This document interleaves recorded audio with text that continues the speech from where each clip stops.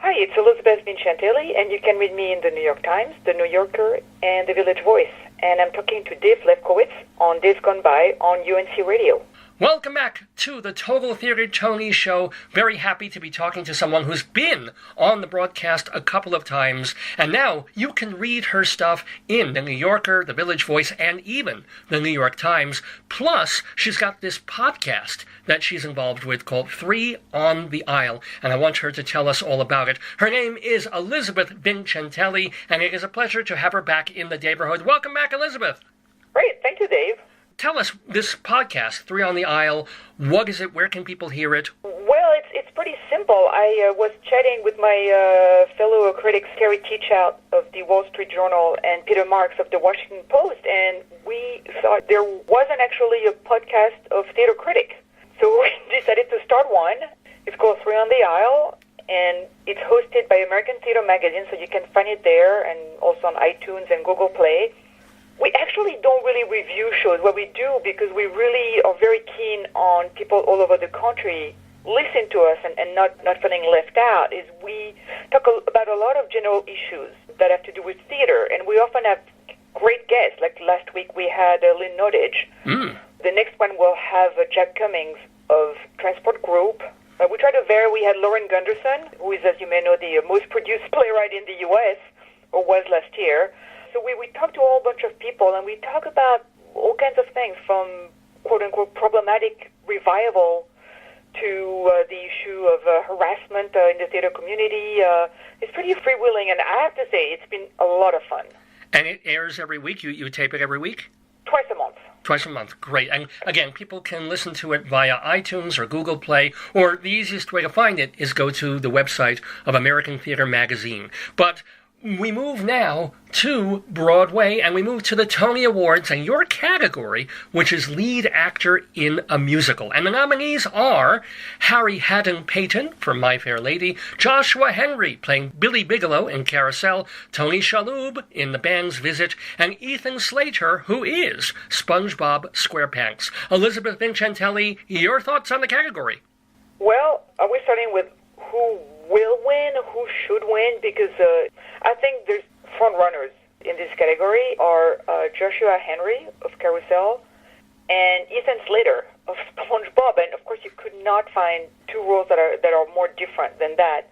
And the reason I'm not mentioning Tony Shalhoub, who everybody loves and who's wonderful in The Band's Visit, is because, again, it's not taking anything away from him and his performance, but I don't think it's a very strong musical theater role. It does not do all that much singing. The star power performance, musical theater performance in that show is Katrina Lenk, who's nominated as leading actress in a musical, but I don't think it's a very strong male part from a musical point of view. Well, actually, you might be able to say the same about Harry Haddon Payton, because My Fair Lady's Henry Higgins isn't really a singing role, per se, at least when they created it for Rex Harrison.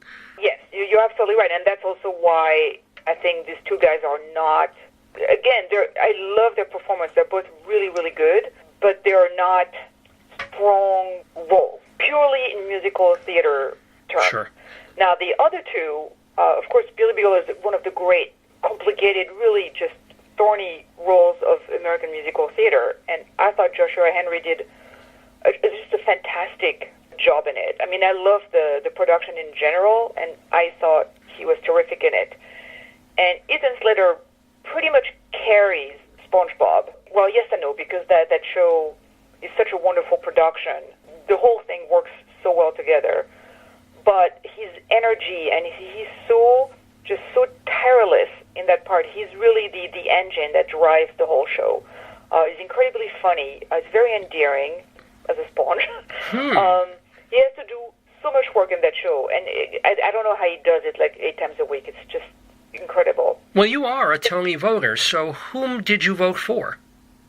I haven't done it yet, and I don't know.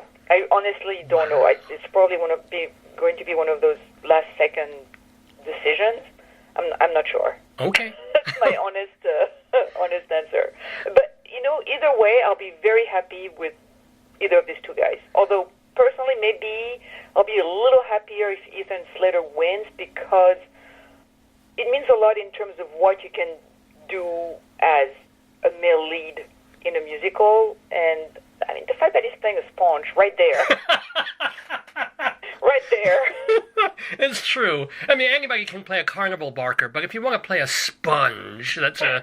Well, actually, what's interesting about Joshua Henry's Bill Bigelow, he's really not trying to soften the edges, the character. He's not trying to make him more sympathetic than he should.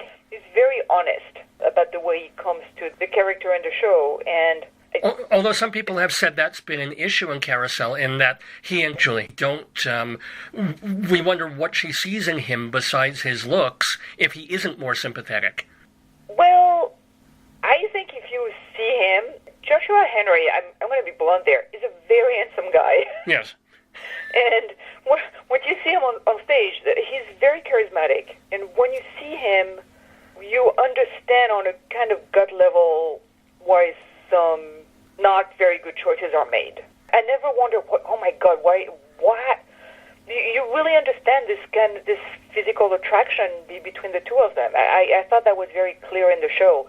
And the show, again, his production is very clear-eyed about the fact that we often make very, very bad decisions for ourselves. Well, it's been a good decision having Elisabeth Vincentelli on our Tony broadcast, and I want to ask you before you go, of all the shows that you saw this past theater season, what are one or two of your absolute favorites? I think this season has been not so great for new plays. So my two favorite shows in terms of the productions themselves have been two revivals. One was a fantastic Richard III at the Brooklyn Academy of Music. It was staged with a German company that came to town for a few days, and it was just a dynamite production. I mean, it really made me feel as if I had never seen Richard III before. Wow. And then the second one was an adaptation of an old Lorca play called Yerma that was at the Park Avenue Armory, and that was an incredible, just completely like mind-exploding production of that show by Simon Stone. That production came from the West End. It came from London, and it had pretty much the British cast. And in terms of technical accomplishments that these guys pulled off, it was absolutely sensational. And it really makes you think, okay, so this is what you can do at the theater. Yeah. This is the kind of stuff that you can do and that we don't see here all that often, I've got to say. Well, the Tony Awards are happening tomorrow night, June 10th. How do you cover them? Are you going to just be watching at home? Are you going to a party? How do you spend Tony night? I usually watch at home. I've gone to parties. I've kind of done I've covered them. But I think tomorrow, unless there's a last-minute change of mind, but I'm probably going to be in my slippers and checking my percentage guesses. Well, it's certainly been 100% the right move to have Elisabeth Vincentelli back in our Tony neighborhood. Thank you very, very much for being with us once more. Well, thank you.